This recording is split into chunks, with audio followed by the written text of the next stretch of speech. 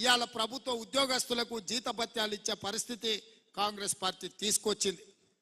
ఇదే కాదు, DSC notification గ్రామాలలో, తండాలలో, గూడాలలో పేదోళ్ళ పిల్లలు చదువుకోవాలి, టీచర్ల నియామకాలు చేపట్టాలి అని డిఎస్సి నోటిఫికేషన్ ఇచ్చి 11,500 ఉద్యోగ ఖాళీలు భర్తీ చేయడానికి ఇవాళ పరీక్షలు పెడితే ప్రతి తలమాసినోడు వచ్చి డిఎస్సి పరీక్షను పోస్ట్ పోన్ చేయమంటారు.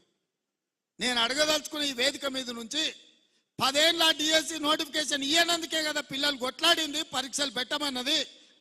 2022లో నోటిఫికేషన్ ఇస్తే ఇప్పటి వరకు పరీక్షలు జరగలేదు, పెట్టమనే కదా అన్నది.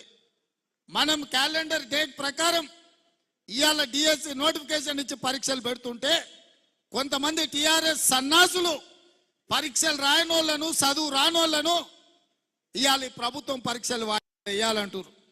గ్రూప్ 1 పరీక్షలు వాయిదాలు వేయాలంటారు. 2022లో ఆనాడు 1:50 లాగా నోటిఫికేషన్ ఇచ్చి పరీక్షలు పెట్టాలనుకున్నారు. పెట్టిన పరీక్షల ప్రశ్న పత్రాలు జిరాక్స్ సెంటర్లలో ఎక్కడ పడితే అక్కడ చౌరస్తాలలో పల్లి బఠానీలు అమ్మినట్టు అమ్మితే పరీక్షలు రద్దయిపోయినాయి.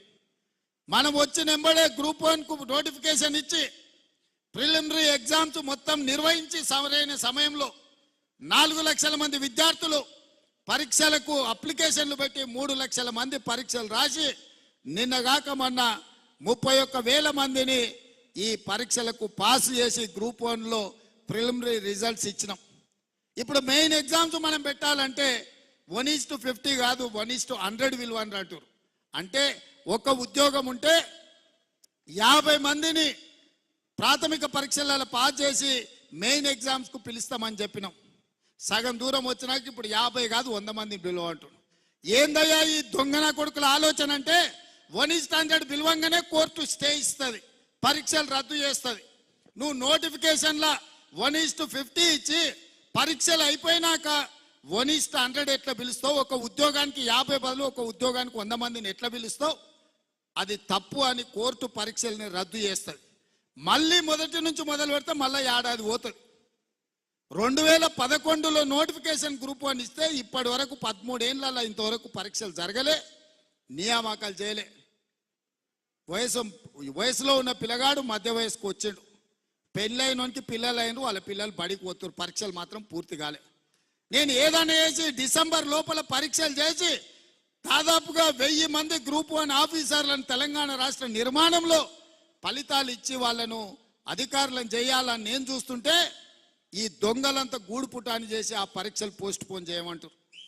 ఇట్లనే గ్రూప్ 2 కూడా, అట్లనే గ్రూప్ 3 కూడా దానికి ఒక 5 లక్షల మంది, దీనికి ఒక 5 లక్షల మంది పరీక్షలకు ఈరోజు హాజరుగానికి అప్లికేషన్లు పెట్టుకోరు. ఈ పరీక్షలు పోస్ట్ పోన్ చేస్తే కోచింగ్ సెంటర్లు బతుకుతాయి. ఒక్క నెల ఏదైనా పరీక్షలు గ్రూప్ 1 గ్రూప్ 2 పోస్ట్ పోన్ చేస్తే ఒక్కొక్క కోచింగ్ సెంటర్కు 100 కోట్ల రూపాయల ఫీజులు వస్తాయి.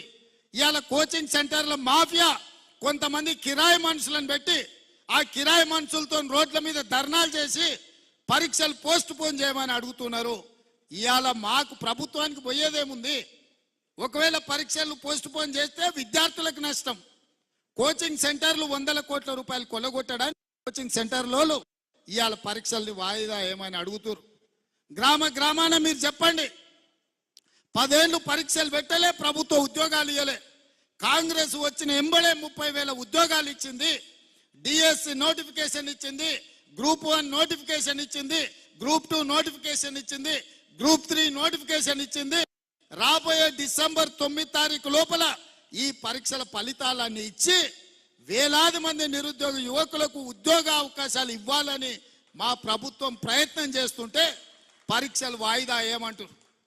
అన్ని పరీక్షలు 2022లో నోటిఫికేషన్ ఇచ్చినవే, ఆ సన్నాసి పరీక్షలు పెట్టలేదు. ఈ 2 ఏళ్ళు పిల్లలు చదువుతూనే ఉన్నారు, కోచింగ్ సెంటర్ల చుట్టూ తిరుగుతూనే ఉన్నారు. ఇప్పుడు కొత్తగా మళ్ళా వాయిదా వేస్తే ఇవన్నీ కూడా కోచింగ్ సెంటర్లలో వాళ్ళ కోచింగ్ సెంటర్లు నడపనికే. మా దగ్గర కూడా అక్కడి నుంచి ఇక్కడి నుంచి పైరవి చేస్తారు. సార్ మేము కోచింగ్ సెంటర్లు పెట్టుకున్నదే ఇవి నడుస్తామని, నువ్వు అన్ని పరీక్షలు పెట్టి పిల్లలకు ఉద్యోగాలు ఇస్తే మా దగ్గర ఎవరు చదువుకుంటాడు? మా వ్యాపారం మూత